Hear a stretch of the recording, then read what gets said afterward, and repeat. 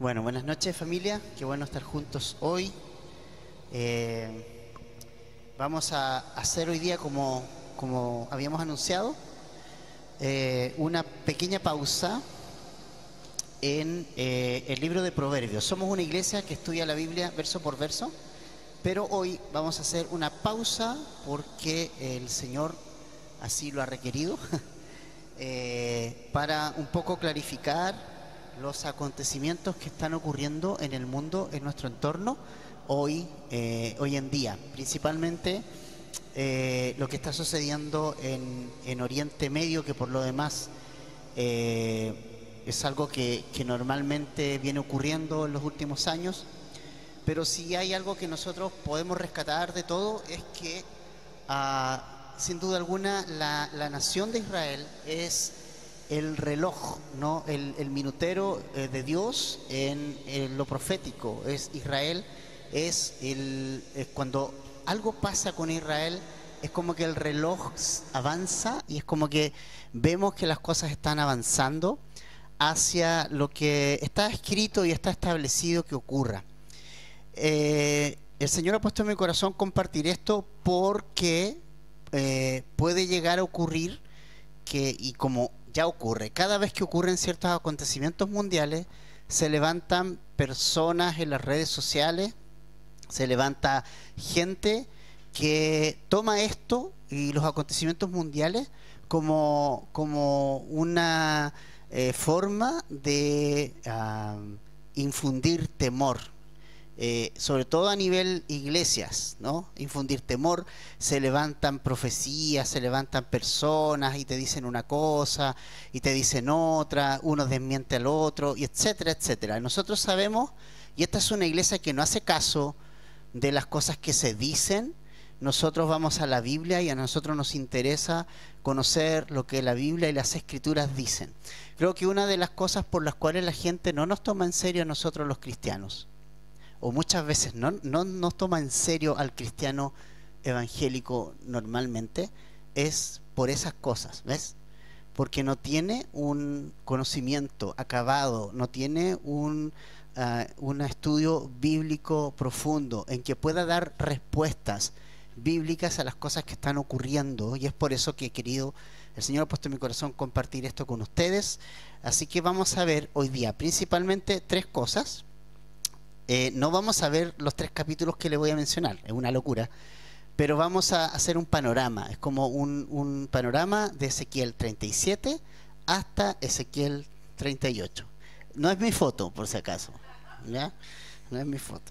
Ok, entonces, en este tiempo que nosotros estamos viviendo, familia, ustedes saben que obviamente Irán comenzó a atacar a Israel en estos días, ya hace unas semanas, y bueno, Israel obviamente va a responder y responde, como es lógico en una nación que tiene que defenderse, y en las armas con las cuales Irán ataca no son armas de goma, ¿ok? O sea, son misiles, y entonces eso requiere una respuesta inmediata, como cualquier país que quiere defender a su gente lo haría. Entonces, y esto es un antecedente importante porque quiero que vayamos primero a ver algunas cosas de Ezequiel capítulo 37, principalmente allí. Quiero que tengas tu Biblia abierta ahí en Ezequiel 37 y yo te voy a dar una tarea para hoy. La tarea es que puedas leer el capítulo, ¿ya? Leas en la casa el capítulo, lo puedas leer hoy, llegando a casa o no sé, pero léelo y vas a encontrar algo bien interesante. Yo te voy a dar como el panorama completo de esta historia. Hay el Señor viene sobre este profeta llamado Ezequiel, viene sobre él y lo sacó en el espíritu, lo puso en medio de un valle.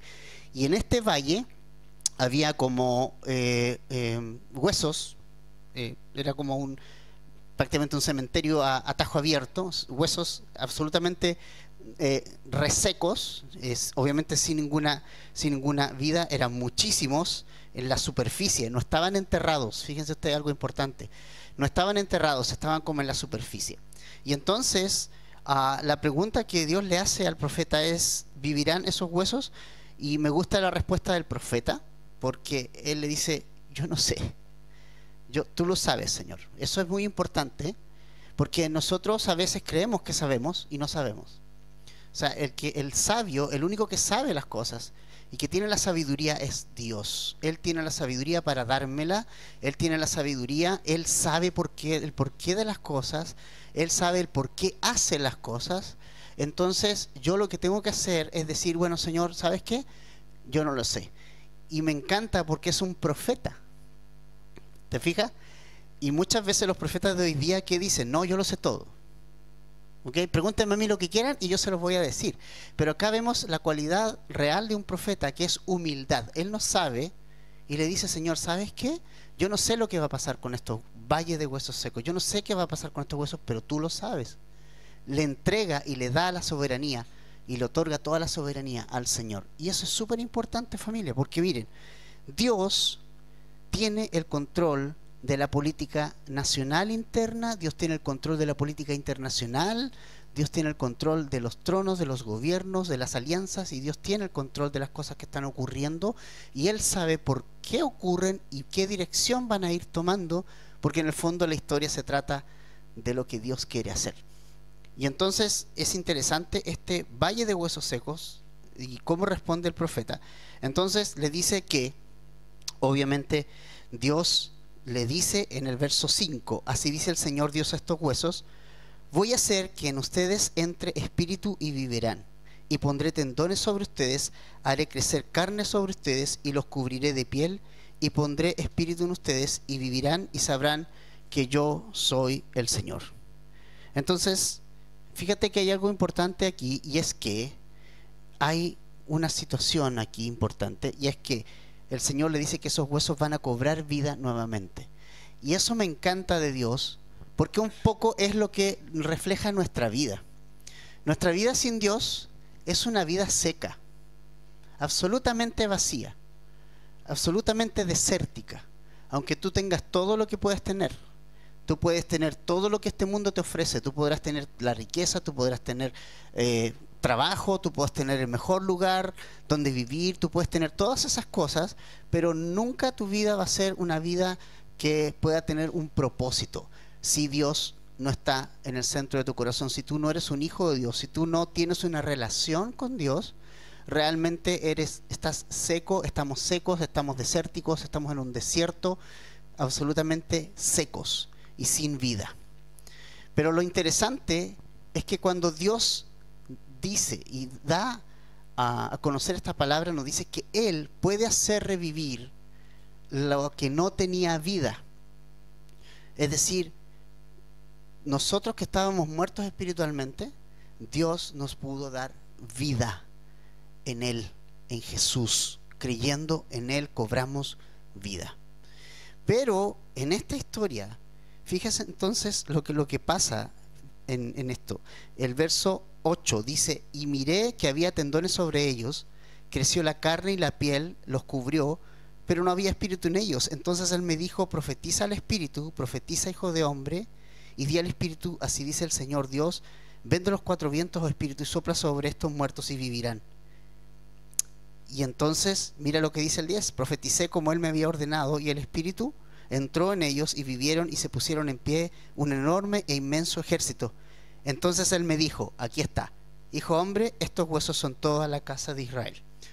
Entonces, mira qué interesante, porque esta profecía de Ezequiel 37 nos habla de un renacer de una nación llamada Israel. Era una nación seca, era una nación muerta. Han de saber ustedes que realmente el nivel o el porcentaje de sobrevivir a todo lo que Israel ha sobrevivido en su historia, la verdad es que es bajísimo. Que una nación pueda soportar lo que Israel ha soportado. En la Biblia tenemos la historia de, obviamente, fueron llevados cautivos en varias oportunidades. En el año 70 después de Cristo, el ejército romano destruyó por completo Jerusalén y toda la gente salió huyendo. Fueron despojados de su territorio. Y yo quiero que podamos poner en perspectiva esto. Fueron despojados de su territorio. Quiero que veamos un mapa. Uno de los mapas es, aparece una flechita. No sé si por ahí Ariel lo tiene. Tengo algunas imágenes para compartir. Eso, no, no es esa. Esa viene después. Pero hay una donde sale una flechita, un mapa y una flechita. Esa, ya, ok.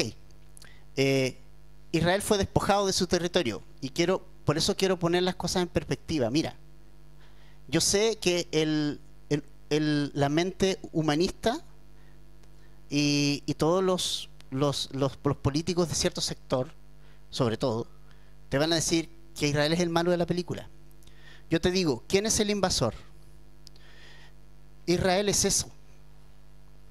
¿Y Israel es el invasor? Israel es eso, familia. Eso es nada. Es un pedacito así. En comparación con todos los enemigos que tiene alrededor. ¿Ya? Arabia Saudita, Egipto, Jordania, Irak, Irán, Siria, Turquía. Todos son innumerables veces más grandes que Israel. Y normalmente se dice que Israel es invasor. Entonces, hay que poner las cosas en perspectiva. ¿Ok? Es muy importante eso. Pero ¿sabes lo más curioso? Es que después de que Israel fue despojado de su territorio, según las profecías, Israel obviamente iba a ser despojado de su territorio y Jerusalén iba a ser hollada por los gentiles, lo que ocurrió efectivamente. Pero en el año 1948, impensadamente, y después de sobrevivir al holocausto, en el cual murieron 6 millones de judíos, 6 millones. 6 millones. Después de eso, realmente vino el regreso de Israel a este territorio. Y ahí es donde voy a mostrar la foto, esa sí, del campamento, la foto en blanco y negro. Ahora sí viene la foto en blanco y negro, Ariel. Así que esa, bueno. Ese campamento es Israel en 1948. ¿Hace cuántos años atrás? Sacando la cuenta, ¿cuántos años atrás? Son 76 años, ¿sí? Más o menos. Imagínate que está el campamento de Israel en 1948. Eso podríamos decir que es la nación de Israel. Esa es. En ese año. En ese año llegaron más o menos 50.000 judíos y fue reconocida Israel como nación. Aunque un año antes la ONU ya había declarado como nación a Israel, no fue sino hasta 1948 que Israel fue declarada nación y había solamente 50.000 personas. En el año 1951 ya habían 687.000 personas que habían regresado a ese territorio del cual fueron ellos despojados. Dios es el dueño de la tierra y finalmente Dios la da a quien quiere.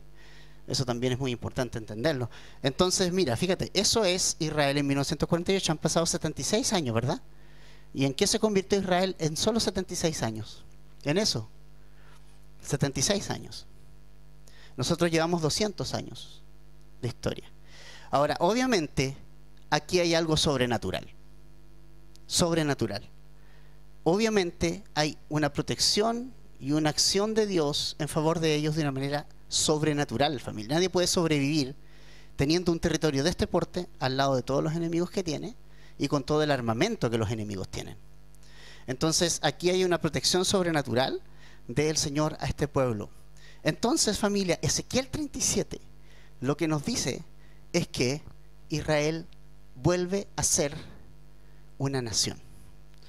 Vuelve a la vida. Pero más allá de eso, vuelve a la vida espiritual. Vuelve a la vida espiritual. Va a volver a la vida espiritual. Todavía esa es una parte que obviamente le falta. Dios va a volver a darle vida espiritual a esta nación. Por ahora tienen vida como nación, tienen un territorio, tienen modernidad. Ellos hicieron florecer el desierto, algo que nunca era imaginado, impensado hacer. Ellos exportan tecnología de punta. Ellos han hecho, con su tecnología, han logrado crear agua del aire. O sea, ellos tienen una máquina que toma el aire y lo convierte en agua, el aire. O sea, es como tú llevas esa máquina al desierto y te fabrica agua.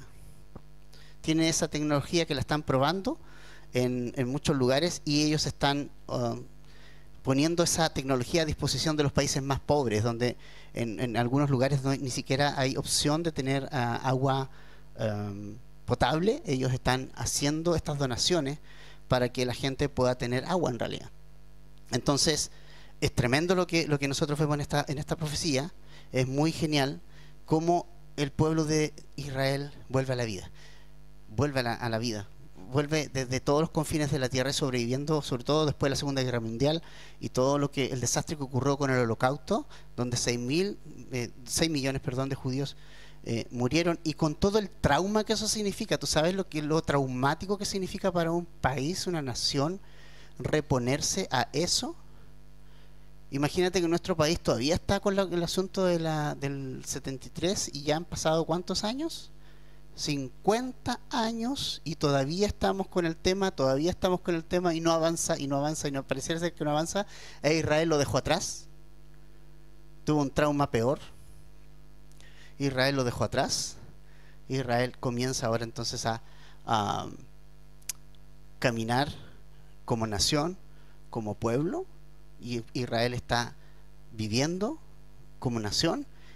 ¿Falta que viva espiritualmente todavía? Claro que sí, todavía falta que viva espiritualmente, y eso es lo que va a ocurrir después. Entonces, teniendo esto en cuenta, el reloj de Dios, cuando pasa lo de Israel, cuando Israel vuelve a ser nación, el reloj de Dios como que se pegó un salto gigante, y es decir, desde ese momento ya vivimos un tiempo de gracia, de extra por parte del Señor.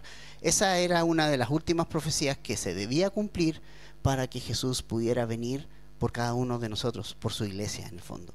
Entonces, desde ese momento estamos viviendo momentos de expectación y de alegría, de gozo, porque el Señor está pronto a venir. Pero ahora, ¿qué onda lo que pasa en el 38? ¿Por qué he querido tomar esto? Porque obviamente Irán está atacando Israel, Rusia se ha pronunciado, Putin se ha pronunciado también en esto. Putin ha dicho en varias veces y en varias oportunidades, en varias declaraciones, que él tiene como en mente una expansión del imperio. Él quiere volver a ser un imperio, hacer de Rusia y de todo su país una potencia. La es, pero quiere hacer como nuevamente un imperio de todo eso. Entonces lo que él está haciendo, está declarando cosas contra Israel también.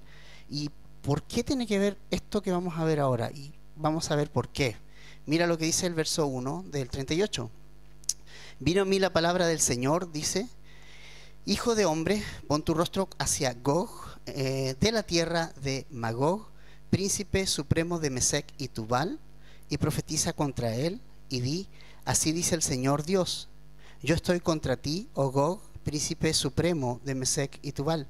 Te haré dar vuelta, pondré garfios en tus quijadas, y te sacaré con todo tu ejército, caballos y jinetes, todos ellos bien equipados, una gran compañía con broquel y escudo, todos ellos empuñando espada. Persia, Etiopía, Fut con ellos, todos con escudo y casco.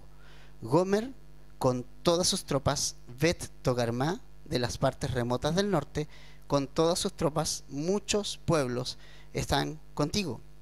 Disponte y prepárate, tú y toda la multitud que se ha reunido alrededor tuyo, y sé para ellos guarda. Después de muchos días recibirás órdenes. Al fin de los años vendrás a la tierra recuperada de la espada, cuyos habitantes han sido escogidos de muchas naciones en los montes de Israel, que habían sido una desolación continua. Este pueblo fue sacado entre las naciones y habitan seguros todos ellos. Tú subirás y vendrás como una tempestad, serás como una nube que cubre la tierra, tú y todas tus tropas y muchos pueblos contigo.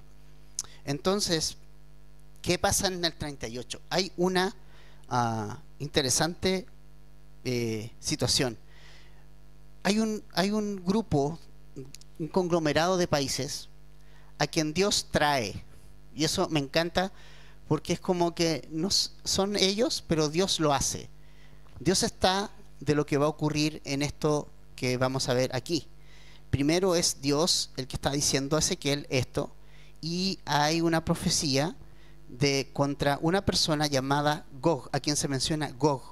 Gog vendría a ser como el gobernante, y Magog sería como la tierra, el territorio del gobernante. Pero es interesante ver la palabra Gog, porque la palabra Gog en el hebreo es como una palabra parecida a zar, ¿no? O a alguien que está como líder, como a la cabeza de un grupo, de una nación o de un conglomerado. Y se muestra aquí que este hombre, con todo su ejército, sumado a varios países que van a hacer alianza con él, van a venir con todo el ejército a invadir el norte de Israel. ¿Cuáles países son? Porque aquí se mencionan varios, pero los queremos ubicar con sus nombres en la actualidad, ¿ya? Y quiero, a ver si podemos poner un mapa. Hay otro mapa que aparece algunos como ese mismo, ese, ¿ya? Para que nos podamos ubicar. Ahí está Israel, ¿ya? Ahí está Israel.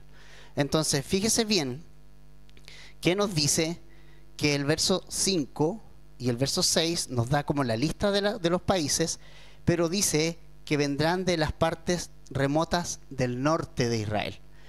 Y quiero que hagamos un ejercicio bastante simple, no es difícil de hacer, porque tenemos entonces a Israel aquí. Y si tú haces, ahí está Tel Aviv, Jerusalén, si tú haces una línea hacia el norte, fíjate dónde va a pasar. ¿Dónde está? ¿Dónde pasa? Pasa por Turquía, pasa por Ucrania, pero llega a Moscú, que es la capital de Rusia. Entonces, es súper justo. El norte de Israel, las partes remotas del norte, es Rusia. Evidentemente, que cuando habla de Gog, y Magog está hablando de un príncipe, pero está hablando de un territorio, y ese territorio calza perfectamente con lo que es Rusia hoy en día. ¿Qué otros países y qué otras naciones van a venir? Está Persia. Los que estudian un poquito de historia van a saber que Persia cambió de nombre a Irán hace unos años, no hace muchos años. Está Etiopía, Fut sería Libia, Gomer sería Armenia, la casa de Togarma es Turquía, más o menos esos países. Sabai de Dan más o menos son Etiopía también, por ahí va la cosa. La casa de Togarma, y hay otras naciones que también tienen que ver, algunos lo han comparado que puede ser Alemania perfectamente, pero lo que estamos seguros es Irán, Etiopía, Libia, Armenia, Turquía, Etiopía, Rusia. Se van a unir y van a hacer un ejército, y Dios, porque Dios lo hace, lo va a traer sobre las naciones, sobre los montes del norte de Israel. Los va a traer sobre ellos, los va a traer sobre sus territorios, ¿ya? Ahora, ¿qué tiene que ocurrir primero para que esto se pueda dar? Dice el versículo 8, tienen que habitar seguros. Dice, todos ellos habitarán seguros, ¿ya? Ahí está, por ahí está, ¿no? Aquí al final, habitarán seguros. Tienen que habitar de manera segura. Todavía eso no ocurre. Israel no está seguro. O sea, imagínate que los niños a los 14 años ya son reclutados para el servicio militar, porque no, obviamente están constantemente en amenaza. ¿Cuándo Israel va a tener paz? ¿Cuándo Israel va a estar seguro, entre comillas? Cuando haga un pacto con el anticristo. El anticristo va a hacer un pacto con Israel, y Israel va a estar seguro, va a depositar su confianza en él, va a firmar un pacto de paz, y entonces va a estar seguro, ¿verdad? Por esa razón, estimada familia, esta guerra no se puede dar mientras la iglesia de Dios esté, y por eso es mi interés tocarlo, porque es como que la gente, uy, ya empezó la tribulación. No, no ha empezado la tribulación. No la ha empezado mientras nosotros estemos aquí. La iglesia no va a estar para cuando la tribulación empiece en este mundo, porque Dios no ha puesto a su iglesia para ira. Porque la tribulación es la ira de Dios derramada sobre este mundo por toda la injusticia de este mundo. ¿Ok? Eso es muy importante. Entonces, cuando el juicio viene de parte de Dios, no podríamos estar nosotros aquí, porque van a ser acontecimientos mundiales y que van a tocar a todos. Entonces Dios tiene que sacar su iglesia, porque Dios ama a su iglesia, porque somos objetos de su amor y no de su ira, porque no nos ha puesto Dios para ira, sino para salvación. Entonces es muy importante entender que esto no se puede dar todavía mientras Israel no esté habitando seguro, y la única forma en que Israel habite seguro es que va a ser un pacto con este gobernante malvado que va a firmar con ellos paz. Entonces ellos van a estar re tranquilos, pero cuando están re tranquilos, entonces va a ocurrir esto otro. Ahora fíjate bien, el verso 10 dice: así dice el Señor Dios, sucederá en aquel día que pensamientos vendrán a tu mente y concebirás un plan malvado. ¿Te das cuenta que en el 1 dice que Dios va a sacarlo y acá dice que Él va a concebir pensamientos malvados? O sea, el hecho que Dios haga algo, tenga un plan, no significa que no somos responsables de lo que hacemos. La persona, el gobernante y estas naciones van a tener su propia responsabilidad al idear este plan macabro y malvado. ¿Y cuál es la razón de esta guerra? Fíjate lo que dice del verso 11. Y dirás: subiré contra una tierra indefensa. ¿Ves? Van a estar indefensos, seguros. Iré contra los que viven tranquilos, que habitan confiados, que habitan todos ellos sin murallas, sin cerrojos ni puertas. ¿Ves? Van a estar como confiados. Para tomar botín y proceder al saqueo, para volver tu mano contra los lugares desolados, ahora poblados, y contra el pueblo reunido de entre las naciones, que ha adquirido ganado y posesiones, que habita en medio de la tierra. O sea, el objetivo de esta guerra no es otro sino agarrar riqueza, nada más. Es eso. Ese pequeño territorio de Israel que nosotros veíamos es tan chiquitito ahí, tiene el Mar Muerto. El Mar Muerto tiene tanta riqueza en minerales, que su riqueza en minerales triplica la riqueza de Estados Unidos. Es enorme la riqueza de Israel, enorme, tiene un montón de recursos.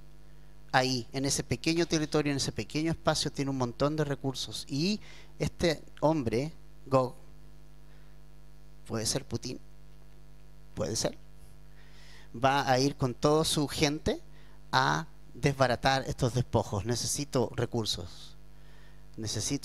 Por la guerra Ucrania, Rusia ha estado cortado de recursos básicos y ha tenido que ingeniárselas para eso. Nadie habla de qué ha significado esa guerra internamente para Rusia. No ha significado muchas cosas buenas.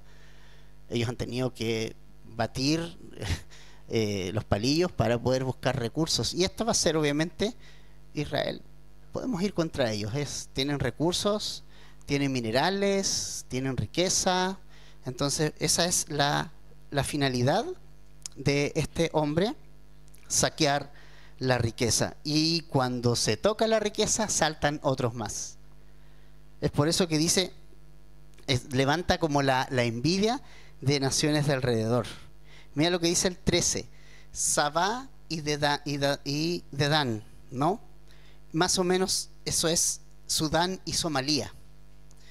Y los mercaderes de Tarsis con todos sus pueblos dirán: ¿has venido para tomar botín? ¿Has reunido tu compañía para saquear, para llevar plata y oro, para llevar ganado y posesiones, para tomar gran botín? O sea, fíjate, es como, esa es la razón. Simplemente tener riqueza. Esa es la razón. Y entonces estos hombres se le van a unir y es como que, oye, yo también quiero tener riqueza, también quiero recursos económicos, también quiero eso, ¿no? Pero ¿sabes qué es lo que va a pasar, familia? Y esto es tan importante entenderlo. Y aquí un poco ya vamos a ver el resultado de la guerra. Quiero que veamos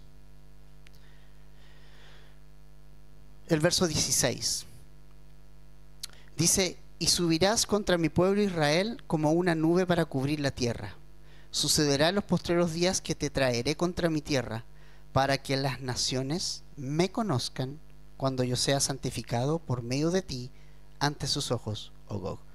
O sea, finalmente, esta guerra empieza a arrojar ciertos resultados, y es que Dios va a ser glorificado. Aquí nadie va a decir, perdió Rusia, ganó Israel. Todos van a decir, ¿sabes qué? Dios fue el que hizo algo aquí. Y fíjate que esto es tremendo lo que dice acá, porque vamos a ver de qué forma va Dios a derrotar a este ejército. Está en el versículo 18. Sucederá en aquel día que cuando venga Gog contra la tierra de Israel, declara el Señor, subirá mi furor y mi ira y mi celo, y en el fuego de mi furor declaro que ciertamente en aquel día habrá un gran terremoto en la tierra de Israel. Los peces del mar, las aves del cielo, las bestias del campo y todos los animales que se arrastran sobre la tierra y todos los hombres sobre la superficie de la tierra temblarán a mi presencia. También se derrumbarán los montes, se desplomarán los precipicios y todo muro caerá por tierra. En todos mis montes llamaré la espada contra Gog, declara el Señor Dios. La espada de cada cual se volverá contra su hermano. Con pestilencia y con sangre haré juicio contra él. Haré caer una lluvia torrencial y piedras de granizo, fuego y azufre sobre él, sobre sus tropas y sobre los muchos pueblos que están con él. Y mostraré mi grandeza y santidad, y me daré a conocer a los ojos de muchas naciones, y sabrán que yo soy el Señor. Bueno, ahí tenemos el resultado de lo que va a ocurrir a la guerra. ¿Cómo es que este conglomerado de naciones va a ser derrotado? Primero dice que va a haber un gran terremoto. Los montes se van a partir y esos montes van a caer encima. No es difícil que eso ocurra. Créanme que es bastante fácil, y tratándose de Dios aún más, ¿verdad? El que calma los vientos, las tempestades, es capaz de hacer todo esto. Los montes se van a venir encima, hay un terremoto. Lo otro que va a ocurrir es, que interesante eso, que se van a pelear entre ellos. O sea, Israel no va a tener que hacer nada. Por alguna razón va a surgir un conflicto entre ellos, entre ambos, y van a pelear unos con otros. Y como que la espada de su hermano va a ir contra el otro. O sea, entre los aliados se van a pelear, y finalmente van a luchar entre ellos, y finalmente van a matarse entre ellos. Israel va a tener que estar con los brazos cruzados, simplemente mirando cómo ellos se matan. ¿Es una locura? No, no es una locura. Estas cosas ya han ocurrido. Israel muchas veces ha ganado batallas en el Señor sin hacer absolutamente nada. Han caído muros derribados solamente con gente dando vuelta alrededor por 7 días. El Señor ha derrotado grandes ejércitos con Israel no haciendo nada. La guerra de los 6 días fue una locura lo que ocurrió allí en la guerra de los 6 días. Fue milagroso también. Los ejércitos huyeron porque vieron un montón de ejércitos venir contra ellos, y no había nada. Israel era bien mínimo el ejército que tenía. Entonces Dios ha hecho en otras oportunidades lo mismo. Entonces lo va a hacer de nuevo. Lo va a hacer de nuevo. Y Él se va a glorificar. Y las otras cosas que van a hacer, va a haber algunos eventos climáticos importantes, interesantes. Va a caer granizo, van a haber algunas cosas que van a suceder a nivel de cielo y sobre todas esas tropas, y el Señor va a mostrar su grandeza y santidad y dará a conocer a las naciones. Y entonces, por eso el verso del capítulo 39 está como lo mismo, pero es como el resultado de la guerra, como de una manera más profunda. Pero yo quiero que nos quedemos con el verso 25 del capítulo 39 y el verso 29 del capítulo 39. El verso 25 dice: por tanto, así dice el Señor Dios, ahora restauraré el bienestar de Jacob y tendré misericordia de toda la casa de Israel, y me mostraré celoso de mi santo nombre. Y ellos olvidarán, dice el 26, su ignominia y todas las infidelidades que cometieron contra mí, cuando habiten seguros en su tierra sin que nadie los atemorice. Y quiero que veamos el 29. No les ocultaré más mi rostro, porque habré derramado mi espíritu sobre la casa de Israel, declara el Señor Dios. esto es maravilloso porque en el fondo todas las promesas que Dios dio a esta pequeña nación, todas esas promesas Dios las va a cumplir. Y me encanta. ¿Sabe por qué me encanta? Porque alguien puede decir, pero Israel no las merece. Probablemente no. Pero te digo algo, Dios también nos ha hecho promesas a nosotros. Y nos dio una promesa de salvación. Por la fe en Cristo Jesús. ¿La merecemos? ¿La merecemos? ¿Verdad que no? ¿Y por qué entonces nos quiere salvar? Simplemente porque es su voluntad. Por su sola beneplácito. Por su sola voluntad, dice Efesios. Por su solo gracia, por su solo amor, ha determinado salvar a personas como nosotros en Cristo Jesús. Solamente fue eso. Si alguien piensa que merece ir al cielo, no ha entendido lo que Dios significa. Porque ir al cielo no nos merecemos. Nadie merece ir al cielo. Romanos 3:23 dice, todos pecamos, todos estamos fuera de la gloria de Dios. Todos, absolutamente todos. No hay nadie en este mundo que haya nacido con deseos de ir al cielo o puede ganarse el cielo. El cielo no se gana, no se puede ganar. ¿Por qué razón? Porque no tenemos el saldo suficiente en nuestra cuenta. ¿Has ido a comprar al súper y estás pasando la tarjeta? Y es como que pasan las cosas y de repente no tienes saldo suficiente. Y es como, oh, y tengo que regresar cosas para atrás. Y como, a ver si me alcanza el saldo que tengo. Bueno, con Dios siempre el saldo es insuficiente para nosotros. Por eso que Jesús pagó el precio completo y total en la cruz, por ti y por mí, para que tú y yo podamos ser salvos. Él pagó el precio completo. No debemos nada. Lo único que debemos hacer es poner nuestra fe en Jesús como nuestro Señor y como nuestro Salvador personal. Y somos salvos. Entonces, de esa misma forma, si Dios cumple sus promesas con Israel y las va a cumplir todas hasta la última de ellas, Él va a ser su Dios, Él va a ser su Salvador, Él va a ser su libertador. De allí va a gobernar Jesucristo en el milenio, desde Jerusalén va a gobernar, le duela a todo el mundo, le va a doler. ¿Cómo es que Jesús puede gobernar de esa nación tan pequeñita? Allí va a estar. De la misma forma lo ha hecho con nosotros, que no merecíamos lo que Dios nos ha dado, pero que nos quiere dar todo lo que Él tiene, todas sus riquezas, las quiere dar a ti y a mí, y sin merecerlas. Lo ha hecho Jesús, en Cristo lo ha hecho. Entonces, Dios, así como va a dar y va a mostrar su rostro a Israel nuevamente, también Dios quiere mostrarte el rostro de Él a ti, y quiere darte vida. Y esta es una secuencia que me encanta. Siempre me gusta aplicar a lo personal. Éramos un valle de huesos secos, sin vida, sin nada. El Espíritu de Dios nos dio vida cuando vinimos por fe en Él. Nos dio vida, volvimos a la vida. Nos dio un propósito, nos devolvió un propósito. Nos trajo de regreso a su casa. Nos hace vivir seguros y confiados y nos protege de todos nuestros enemigos de alrededor. Es exactamente lo mismo que Jesús hace hoy con nosotros, pero en Jesús tenemos todo eso, y lo va a hacer un día y lo va a seguir haciendo con Israel. ¿Lo merece? Tal vez no, probablemente no, como tampoco nosotros no merecemos lo que Dios nos ha dado por la gracia, pero es su gracia, ¿ves?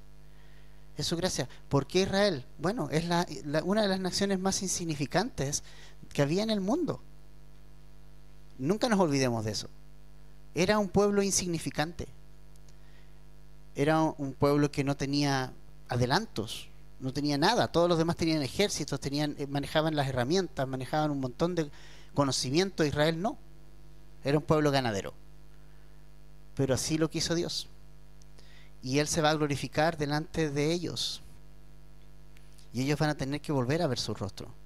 Entonces, familia, mira, con esto creo que no nos quedemos hoy.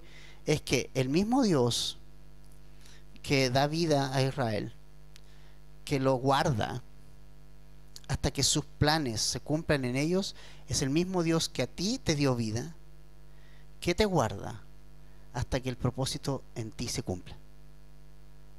Él no te ha llamado para dejarte a medias. Él no te ha sacado ni te ha dado vida para que después te vuelvas a morir de hambre. Él te ha dado vida para que vivas de verdad. Él te ha dado vida para que experimentes lo genial que es tener una relación con Él. No te ha dado vida para dejarte tirado. No dejó tirado a Israel con todo lo que le hizo. No nos va a dejar tirados a nosotros. Porque el que comenzó en ustedes la buena obra, familia, ¿qué va a hacer Dios con ustedes y conmigo? La va a concluir. Porque Dios no deja nada a medias. Cuando veas las noticias y veas que Rusia avanza hacia Israel, nuestro corazón va a empezar a latir. Porque vamos a estar pronto a escuchar la trompeta de Dios. Y decir, vamos. Vamos. Te aseguro que esos días están por llegar. Esos días están por llegar. Es genial. ¿Ya? Y allá nos vamos a ver. Y vamos a tomar café eternamente juntos. En el cielo. Espero que haya café, ¿no? Oramos.